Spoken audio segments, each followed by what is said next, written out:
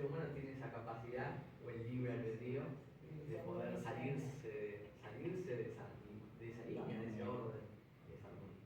Por eso el Chorei es una canalización de esa armonía que existe, ya existente, para reconectarnos, ¿sí?